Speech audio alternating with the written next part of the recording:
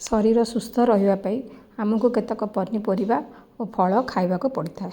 यह देह पाई बहुत उपकारी होता है। से कलरा अन्यतम।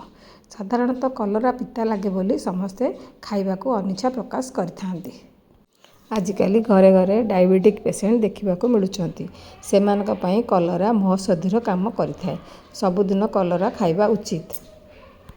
आमे से एक चटपटा रेसिपी प्रस्तुत करवा। हाय, वेलकम टू अलकास किचन।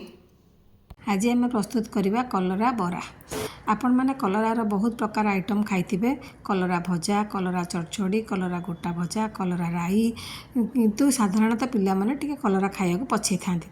तेणु किपरि पिला माने आराम रे कलरा खाइ परिबे सेति आमे आज प्रस्तुत करवा कलरा बरा। आमे दीटा कलरा को लूण देगी 10 मिनिट रखिथिबे। सेटा चिपुड़ी के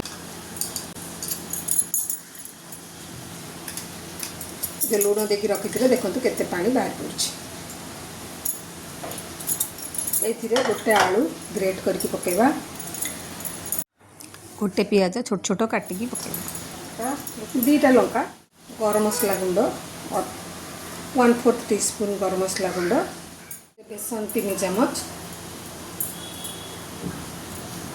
और नड़िया कोरा 2 चमच खंडे दबा। एथिरे कॉर्नफ्लोर 2 चमच खंडे दबा।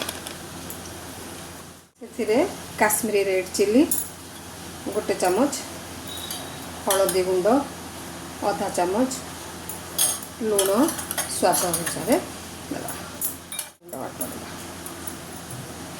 एतिकी देकी आपको सब भल कि गोल। एथिरे भुसुआ पत्र अल्प किसी काटिकी पकेगा, तो भल कि मिसई देवा। अल्प ब्रेड क्रम्स दवा, छोट छोट बॉल करके कटे तैयारी करवा।